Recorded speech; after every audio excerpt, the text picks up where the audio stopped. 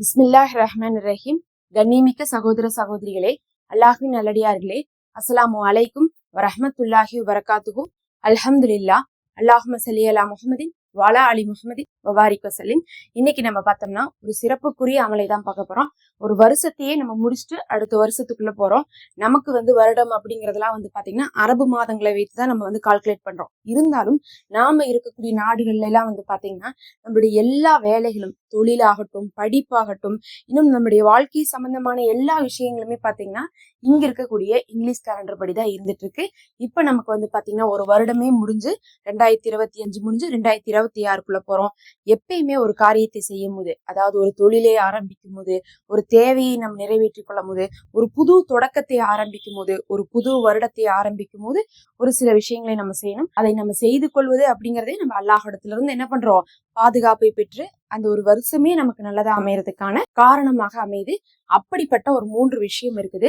கடந்த வருடத்தை முடித்து இந்த வருடத்துக்குள்ள நுழைவதற்குள் இதை நீங்க செய்து கொள்ளுங்க. முதல் விஷயம் என்ன தெரியுங்களா?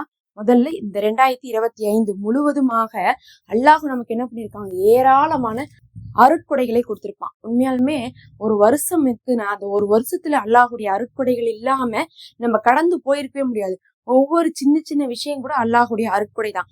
முதல்ல யாரெல்லாம் ஒரு வருடத்தை முடிந்து அடுத்த வருடத்துக்கு போறாங்களோ, அது அரபு மாசத்துலயா இருந்தாலும் சரி, இங்கிலீஷ் மாசத்துலயா இருந்தாலும் சரி, நீங்க வாழக்கூடிய நாட்டுல என்ன கணக்கு இருக்கோ அந்த வருடமாக இருந்தாலும் சரி, நீங்க செய்ய வேண்டியது ஒரு வருடம் அல்லாஹ் கொடுத்த அருட்கொடைகளை நினைவுபடுத்துவதுதான். அல்லாஹ் சொல்றான், அருட்கொடைகளை நினைவுபடுத்தி நன்றி செலுத்துபவர்களுக்கு அடுத்து வரக்கூடிய நாட்கள்ல இன்னும் அதிகமாக்கி கொடுப்போங்கிறான். அப்ப யா அல்லாஹ் இந்த ஒரு வருஷத்துல எனக்கு எவ்வளவோ விஷயத்த நீ செஞ்சிருக்கேன்னு சொல்லி அல்லாஹ்விடத்துல நன்றி செலுத்துங்க. நன்றி செலுத்துறதுக்கு நம்ம என்ன ஓதணும்?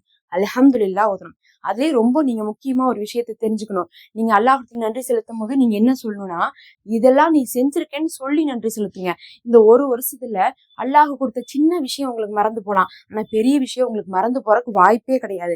அதனால யா அல்லாஹ் இந்த ஒரு வருஷத்துல எனக்கு என்ன பண்ண, படிப்புல இதை கொடுத்த, வேலையில இதை கொடுத்த, திருமண வாழ்க்கையில இதை கொடுத்த, குழந்தை பாக்கியத்துல இதுல கொடுத்தேன்னு சொல்லிட்டு முக்கியமா நடந்த பெரிய விஷயங்களை சொல்லி அல்லாஹ்விடத்துல நன்றி செலுத்துங்க. இதுதான் முதல் அமல். ரெண்டாவது பாத்தீங்கன்னா இந்த ஒரு வருஷம் செஞ்ச பாவத்தை நினைச்சு வருந்தி மன்னிப்பு கேளுங்க. இந்த ஒரு வருஷத்துல எவ்வளவோ பாவம் செஞ்சிருப்போம், அதுக்காக அஸ்தக்ஃபிருல்லாஹ் ஓதுங்க. எவ்வளவு பாவம் செஞ்சிருப்போம் நம்மளாலே கணக்கிடவே முடியாது. சிறுசா இருக்கும், பெருசா இருக்கும். ஆனா ரொம்ப பெரிய பாவமா செஞ்சிருப்போமே, அதை நம்மளால மனசே என்ன ஆகாது, மறக்காது. சின்ன சின்ன விஷயங்களை மறந்துட்டாலும் பெரிய பெரிய விஷயங்களையாவது நினைவுபடுத்தி இந்த தப்ப அந்த காரணத்தினாலதான் நான் செஞ்சுட்டேன், இல்லாட்டா நான் செஞ்சிருக்க மாட்டேன்னு சொல்லிட்டு நீங்க மன்னிப்பு கேளுங்க. நான் தெரியாம செஞ்சுட்டேன், இப்படி ஒண்ணு பண்ணனால எனக்கு இன்னுமே அது மனசு வருத்தமா இருக்குது, நான் கொஞ்சம் அவசரப்பட்டு அப்படி பேசிட்டேன் பண்ணிட்டேன்னு சொல்லிட்டு நீங்க அல்லாட்ட மன்னிப்பு கேளுங்க. அதே மாதிரி தொழுகையை விட்டுருக்கேன், அமல்களை விட்டுருக்கேன், குறை சொல்லியிருக்கேன், இதெல்லாம் என்னென்னலாம் தப்பு இருக்கோ அதெல்லாம் சொல்லி நீங்க என்ன பண்ணுங்க, அல்லாஹ்விடத்துல மன்னிப்பு கேளுங்க. அப்படி பாவம் மன்னிப்பு கேட்டா இந்த வருஷம் செஞ்ச பாவம் எல்லாம் மன்னிக்கப்பட்டு பாவமற்றவர்களாக புது வருடத்தை நோக்கி நீங்க போவீங்க.